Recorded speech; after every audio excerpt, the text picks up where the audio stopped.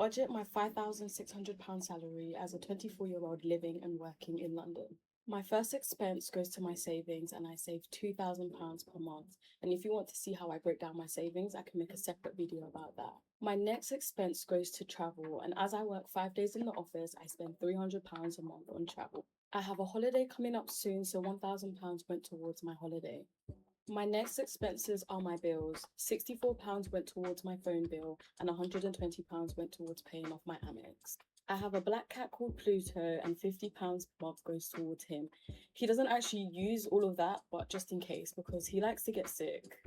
£800 goes towards leisure activities, whether that's birthday parties, whether that's eating out, or just shopping, basically doing whatever I want. I have two little sisters and I give them £200 each, so £400 of my salary goes towards them. I'm then left with £866 and I use that for a rainy day or an emergency on top of the £800 that I would put aside as spending money. That's April's salary budgeted. Let's see how I do next month. Look, I've got to start by saying this. Firstly, a great big shout out to the young queen for even getting to a place in her life where she's generating £5,600 per month, or a little bit over that per month, living in London at the age of 24. Shout out, hat off, let's go.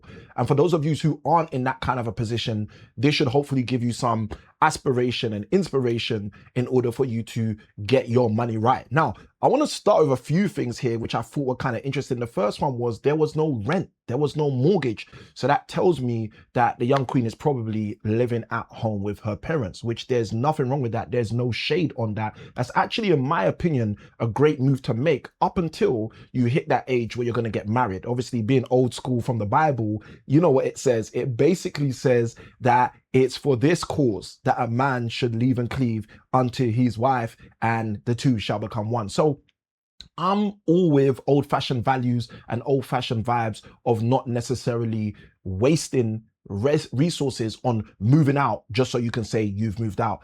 The second thing that I think is super interesting to share on this is the simple fact that not only was there no rent or mortgage being spoken about, but she was paying herself first. And if you're someone who hasn't heard of the concept of pay yourself first, this is super important. She started her list with £2,000 going towards savings. Pay yourself first, pay yourself first. Before I say anything else, pay yourself first. Let me know what your thoughts are on paying yourself first.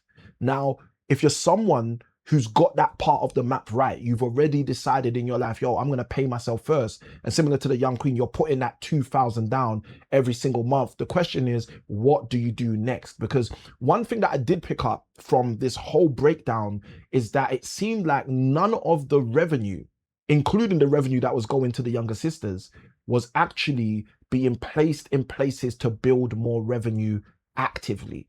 And a lot of the time, you know, we've been sold the bill of goods on passive income. And passive income is a great idea, right? If it works. I'm a strong believer that there is really very little things in the world which are actually passive income. One of the things I say to my friends and my people a lot of the time is that there is residual income, but there's very rarely passive income. And the problem with passive income is a lot of the time we tell ourselves we want to make passive income, or we think to ourselves we're going to make passive income. And what basically happens for us is we tell our subconscious mind that it's going to be no work to find this particular kind of income. And then what actually happens is when we start realizing that, oh, we got to buy the house first, that's work, that's not passive. And then we start realizing, oh, we got to refurb the house first, that's work, that's not passive. Then we got to find a tenant, or if you choose to use agents, you got to find the agent, that's work, it's not passive. What happens is your subconscious is fighting against your conscious because you've told yourself it's passive, and now you're starting to see that it's a lot less than passive. So one of my big beliefs, and I know some people are going to come for me in the comments for a few of these things, but one of my big beliefs is there is very few opportunities in the world which are actually passive income. And I like to use the term residual income more than passive income, because yes, you can buy that property, set it and let it and forget it.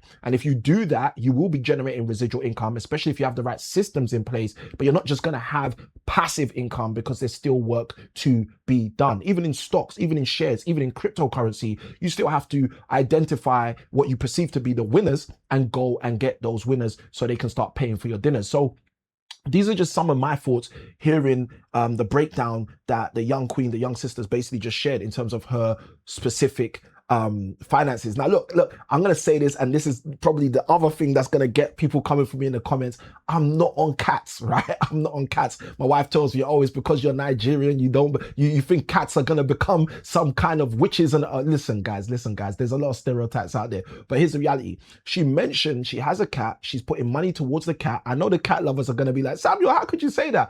But she said the cat likes being sick.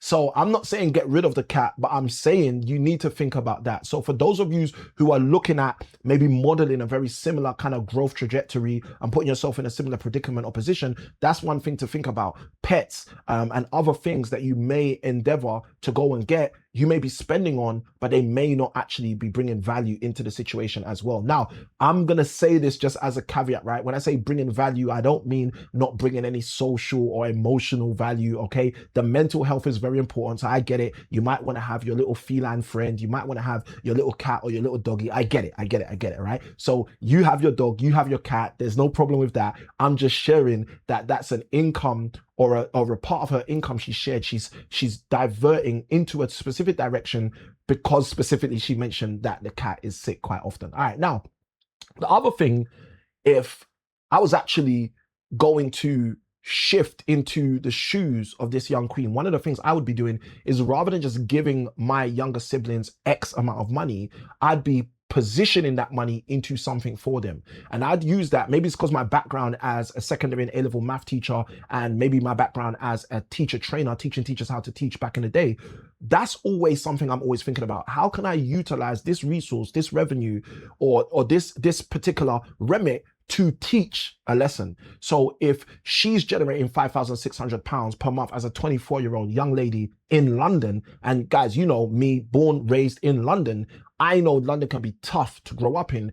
Why wouldn't you position not just giving your youngers a handout, all right, but actually positioning that resource so that your youngers can discover and see a portal or a pathway to actually get into a better position similar to yourself. So that £200 can go to a course, that £200 can go into the stock market, that £200 can go into something that will literally persuade, let's use the word persuade, that will persuade the younger siblings to have to discover, uncover, or learn about a new path where that can over time help them also to earn. So if you decided of the £200 you were given to one of those siblings to put £100 into a stock account for them and £100 to give them in cash, then every single month they'll be discovering, oh, I just bought a new stock. Oh, I just got a new stock. Oh, I now have more value in stocks. And that will cause them to have to do things like start to see what is the value of the stock? Where is that stock going? What's the trajectory of the stock? What's happening in the news that's affecting the stock? And so forth and so forth. The second thing is,